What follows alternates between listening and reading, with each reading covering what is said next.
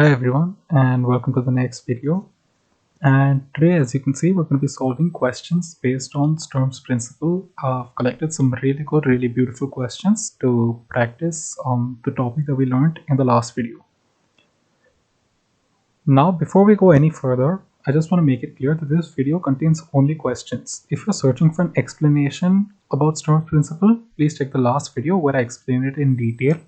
I'll put the link in the description and probably also in the video. Be sure to watch that video before attempting the questions here because the solutions for these questions rely heavily on Sturm's principle. So please watch the previous video and be clear with the idea before proceeding with these questions.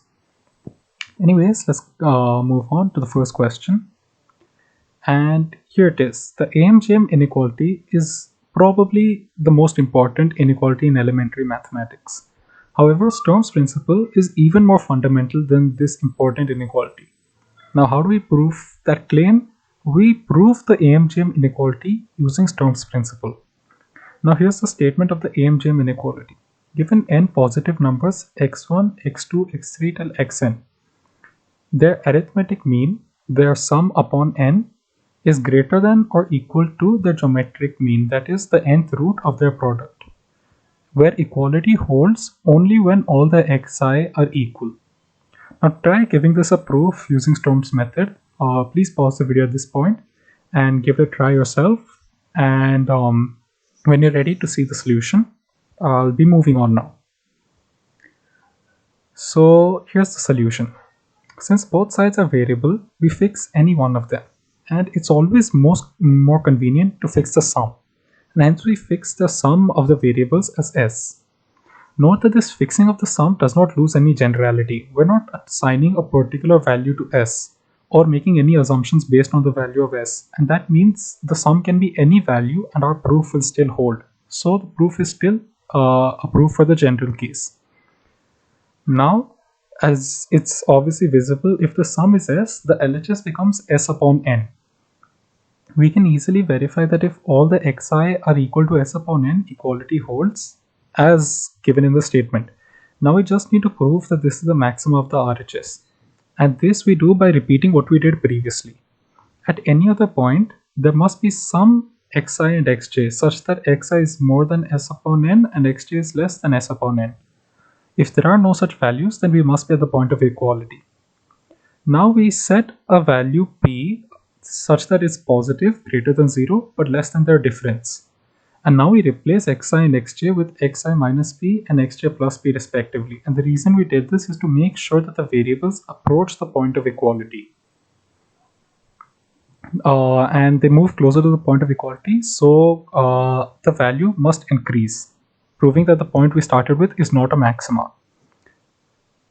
Now, how do we show that? The product of the two terms inside the radical sign changes from xi xj to this expression right here by putting the new substituted values of the variables.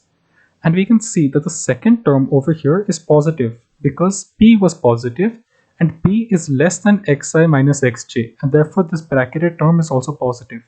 Hence, the new product is larger than the old product. Since xi and xj, xi is a common term in both, but the second term is positive. So the new product is larger than the previous one, and the nth root of x is an increasing function for positive values. Therefore, the new GM is greater than the GM that we began with, and hence it's not a maxima. Since none of the other points are maxima, the point with all xi is equal to s upon n, which is the point of equality, must be the maxima. And therefore, we have proved that the AM of n positive numbers is always greater than or equal to their GM, with equality only holding where all the terms are equal. So I hope you guys understood that explanation. Let's move on to the next one. Let's try one more base inequality, the GM-HM.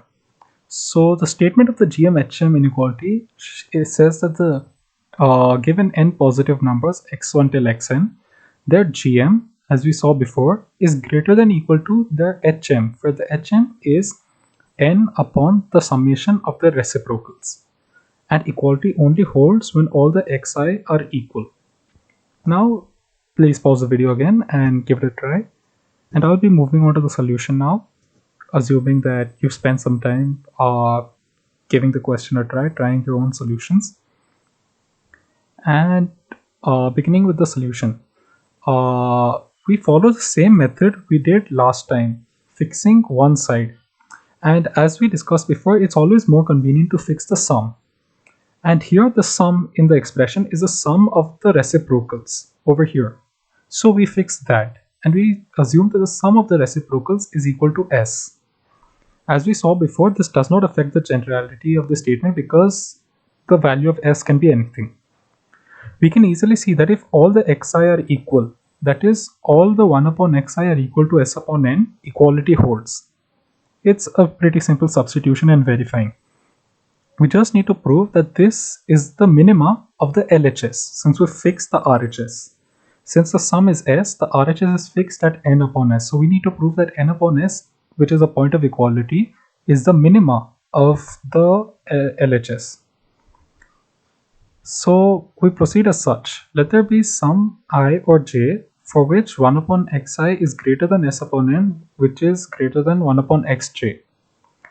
If this does not exist, then all the xi are equal and we are at the point of inequality. Like we did before, we select a p which is less than the difference. But notice here that the difference is not of xi and xj, but the reciprocals. And such, we can get this inequality where p xi xj is less than xj minus xi. We replace 1 upon xi with 1 upon xi minus p, thus getting this term, and 1 upon xj with 1 upon xj plus p, and as such getting this term. Again, the point of this is to bring the points that we are considering closer to equality. The point of this step is to make sure s remains constant. As you can see, the sum of the reciprocals over here subtracted by p and over here added by p. So the sum remains constant. Seeing the new reciprocals, we can see that xi and xj have been replaced by these terms, which is simply the reciprocals of the new 1 upon xi and 1 upon xj. What remains to show is that for these values, the gm has decreased, showing that this is not the minima of gm for the constant hm. The product of the terms under the root changes from xi xj to, after a little bit of working with the variables, you get this final expression, where this term is positive because p is greater than 0 as we have seen here, and this term inside the brackets is also positive from this inequality we got from the choice of p. And as such, the point to notice is that the denominator has increased, and as such the total value of the product has decreased. And since the denominator is more than the original and the product has a smaller value, we have decreased the value of gm for the constant hm, and as such it is not the minima. Therefore, proving that all other points are not the minima, the point of equality must be the minima, and the gm at all other values must be greater than the hm, and we are done. Now these were practice problems. Now let's move on to the problem that I displayed at the end of the last video. And this question is from the Indian team selection camp for the International Mathematics Olympiad of 2004. It's a really dignified selection camp, and the question is obviously of a very high level if it was asked there. So if you haven't given this question a try already, please pause the video, else I'm going to be moving on to the solution right now, assuming you've taken a good look at the question. So moving on to the solution now. One thing to notice is that all the terms in the question over here, assuming that xj are between 0 and half, all these terms are positive. So that means we can transpose them across the inequality and rearrange the statement that has to be proved in such a form. Now both the sides here are variable. As we did before, we fix the addition base side, that is the right side, because the left side is mainly focused on products, but the right side has summations. So we fix the right side and we write the sum of the variables x1 plus x2 till xn is equal to s. Hence the RHS becomes s upon n minus s whole raised to n. Now we can easily verify that when all the x are equal to s upon n, the LHS is equal to the RHS. Now we just need to prove that that value is the maxima of the LHS. We do this by our usual method, starting from any other point and showing that the value can be increased further. That's pretty much the go-to method when it comes to Sturm's principle. At any other point besides the point of equality, there must be xi greater than Sn and xj less than Sn. As per the usual selection, we take 0 less than p less than xi minus xj, and then we replace xi comma xj with xi minus p and xj plus p, again keeping the sum constant but bringing the points closer to the point of equality. Let's see how it affects the value of LHS. The original value was this of the factors here. This is the term whose value we're changing. So this was the original value, and what it changes to is this. Now I know it looks a bit messy, but given a few minutes, it's not that hard to calculate and deal with terms like these. Now we wish to prove that this is larger than the original value, since we're trying to prove that this point is not the maxima and we have larger values. So therefore, as all the terms are positive, because xi xj is positive, all the xi and xj are between 0 and half, so 1 minus x is also positive. This term in the brackets right here is also positive from the selection of p less than xi minus xj, and p itself is positive. So all the terms here are positive. So what we can do is we can cross multiply this inequality, like bring this term here and bring this term here, multiply them and cancel common subtracting common terms, and then we cancel common positive factors. And after a little bit of manipulation, what we need to prove is this term right here. How we got this from this exactly? You just need to multiply this. You need to multiply this denominator on this side and remove it from here, and this denominator on this side and remove it from here. Subtract common terms on both the sides and then divide by the common positive factor. And then we get this. This is what we need to prove. And how do we prove this? If you've got this far, it's pretty elementary. Xt is always between 0 and half. But for xj, the less than equal to sign has to be less than, because xj is less than xi and xi is less than equal to 1 upon 2. So therefore xj is less than half and xi is less than or equal to half. Therefore 1 upon xi is greater than equal to xi, and 1 minus xj, 1 minus xj is greater than xj. Multiplying these two positive inequalities, we get what we required. This result with the sharp inequality and not the equality, because when we're multiplying two inequalities, one of them is sharp whereas one of them has equality. But since even one of them isn't possible for equality, then the result we get is a sharp inequality. This means that starting from any other point, the value of LHS can be increased. Hence, the point of equality, which we had found earlier, is the maxima of the LHS, and as such, the proof is complete. Now, moving on to the final question for today, and a question that I really love. Because this question is from the Romanian team selection test for IMO 1999 and was intended to be solved using the AMGM inequality. But it's also possible to solve this using Sturm's principle, which shows how powerful this principle is. And please take a good look at the question and pause the video and give it a try yourself. And I will be moving on to the solution now. Now, before we move on to the solution, I just want to note a few things. Note this is not really a proper proof. I just want to display the line of thought that I follow to solve it. And one thing I want to mention before moving on is why Sturm's principle is such an important tool when it comes to mathematical competitions like this.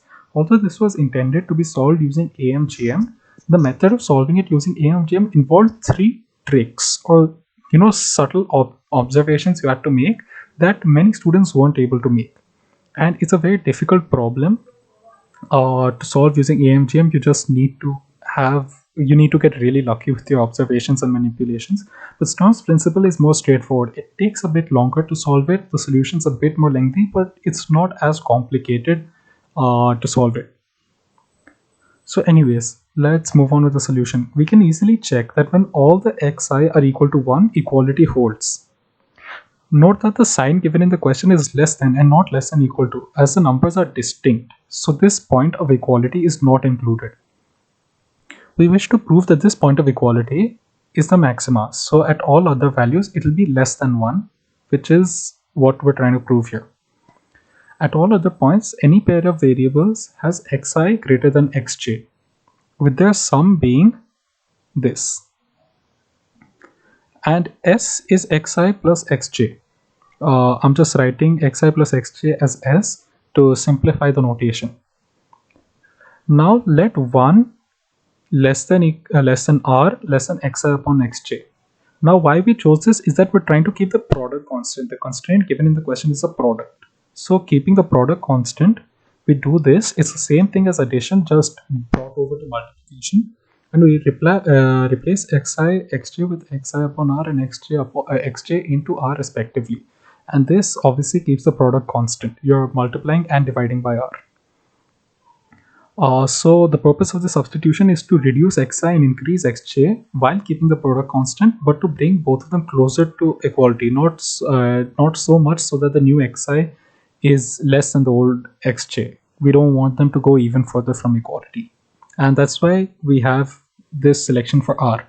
So replacing with the new values, we get this value for the sum s dash, where s dash is the sum of the new xi and the new xj. A simple computation shows that s dash is less than s, because when you subtract s from s dash, after a little bit of rearranging the terms, you get this value.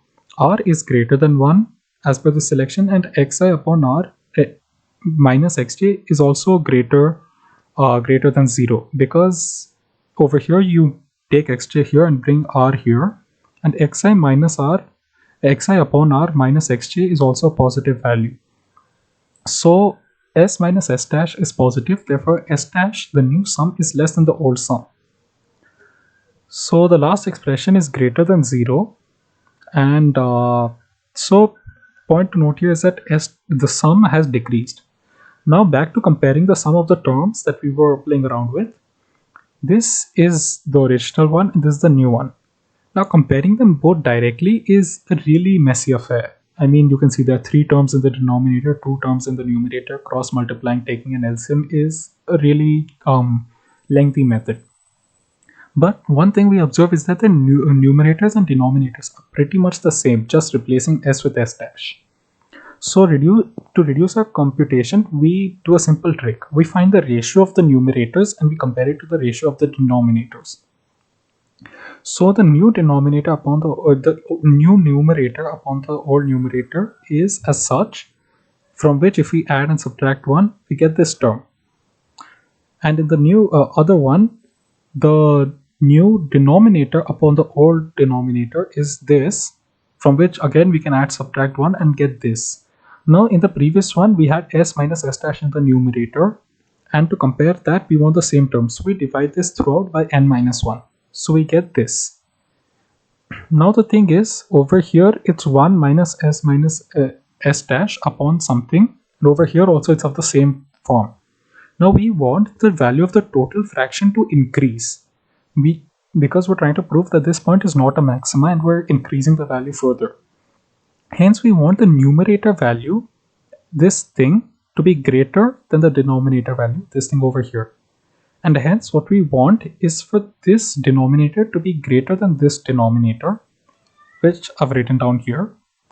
Now cancelling n minus 1 and s and then cross multiplying positive values, what we get is that we want xi and xj's product to be less than n minus 1 whole square. Note that we simply have to prove that this is not a maxima, and we just need to find I and j such that the above inequality is satisfied. So it's sufficient to prove that at any point such xi and xj exist. How do we do that? Well, suppose that xi and xj, where their product was greater than n minus 1 whole square, did not exist. So we take every possible combination of xi and xj, and there are n minus 1 upon 2 such combinations, nc2 for those of you who know.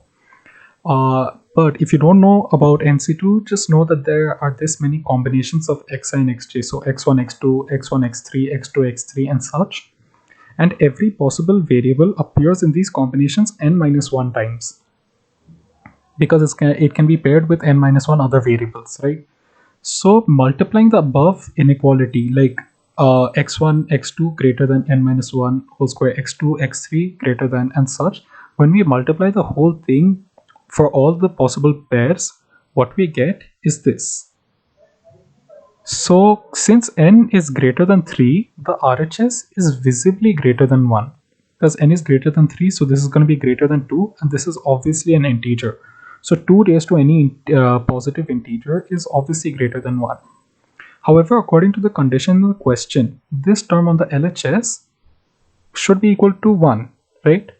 So that's a contradiction. Over here, we're getting a very large positive value. Any positive value greater than 1 is apparently less than 1, so that's a contradiction. And since it contradicted, our assumption that such xi and xj do not exist is false.